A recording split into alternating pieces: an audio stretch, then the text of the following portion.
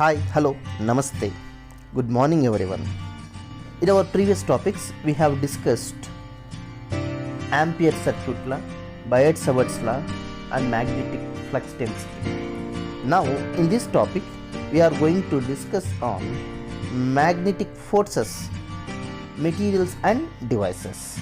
This is Dr. Kasigari Prasad, Associate Professor, Graphologist, Writer and Motivational Speaker from Department of Electronics and Communication Engineering, Annamacharya Institute of Technology and Sciences, Rajanpet. So at very first, I request all the respected faculty members, students and all learners kindly take a notebook and pen to write the important points and equations for better understanding of the subject. We learned so many basic laws and techniques that are generally used in calculating magnetic field capital B due to the current carrying element up to now in our previous topics.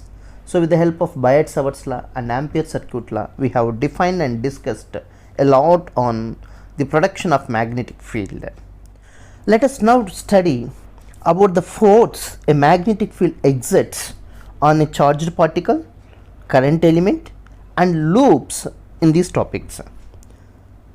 Such a study is very important in understanding the problems on electrical devices such as ammeters, voltmeters, galvanometers, cyclotrons, plasmas, motors and magneto-hydrodynamic generators. See, these are all different types of applications of our magnetic fields, where we are here to understand the force that is being exerted by the magnetic field. So, now we apply this concept to a current element. That means forces on a current element. Next concept. Let us consider a current carrying conductor IDL, and to determine force on this current carrying element due to some magnetic field B. This is the objective and this is what we are going to do in this topic. So there is some magnetic field capital B and we have another current carrying conductor having current I for a differential length of dl. Now due to this magnetic field, some amount of force is exerted on the current carrying element. Then we are going to determine what is the amount of current carrying and what is the amount of force on a current element. Let us assume the current flowing through the current element is convection current. Hence we can write the convection current is J is equal to rho V into U is our sixth equation. We also know the current distributions in line, surface and volume are equal. So IDL is equal to KDS is equal to JDV. We know this concept, that is seventh equation. And as we know already, J is equal to rho V into U, rho suffix V into U. So IDL is equal to KDS is equal to rho V into U. Therefore, on comparison of equations, we can write IDL is equal to rho VU dV is equal to, and that is charge density rho V is due to differential charge, so dq, and it is moving with a velocity u.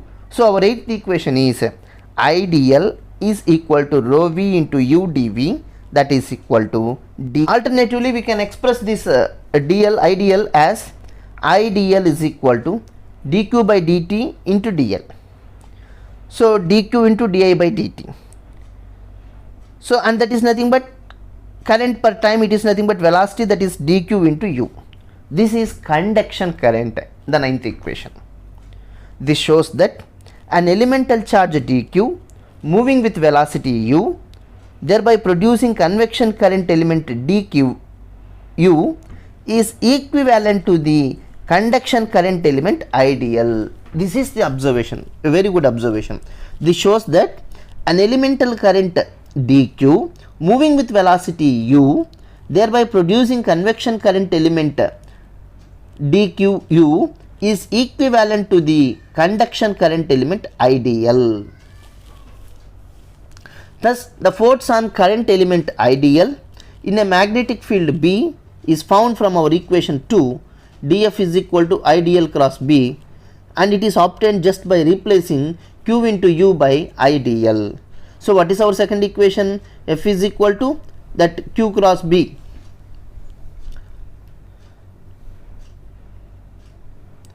Fm is equal to Qu cross B.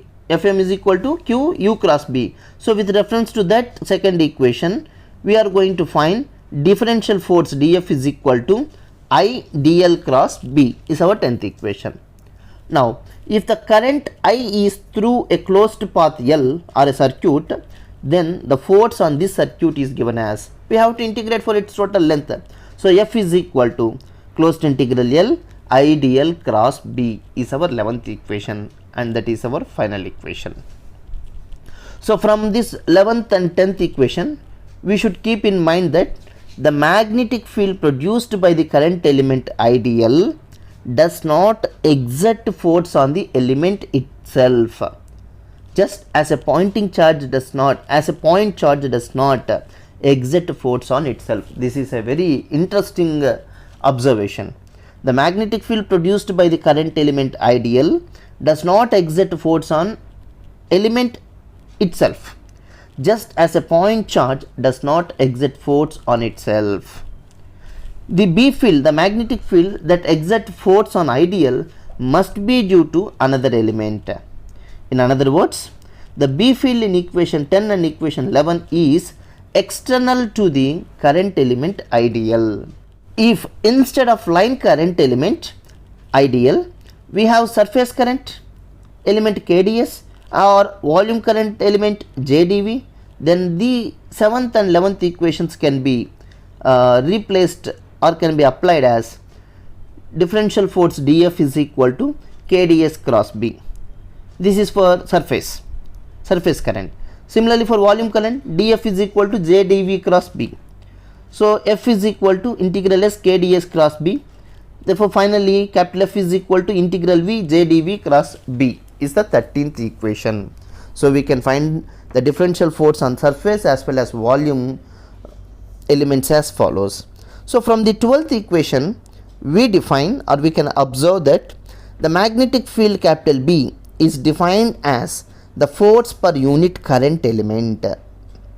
Alternatively, the magnetic field B may be defined from equation 2 as the vector which satisfies Fm by Q is equal to U cross B, just as we defined electric field E as the force per unit charge Fe per Q. Both of these definitions of B shows that B describes the force properties of a magnetic field. So magnetic field describes the force properties of the magnetic field. Thank you and all the very best. This is Dr. Kasigari Prasad, Associate Professor, Graphologist, Writer and Motivational Speaker. For such enlightening lectures on electromagnetic waves and transmission lines, and motivational talks, inspiring talks, and handwriting, good handwriting skills, personality development talks, and student counseling, for everything, you can subscribe and learn many things from Kasigari Prasad YouTube channel. And you can also contact me through my email ID kasigariprasad@gmail.com. Thank you very much.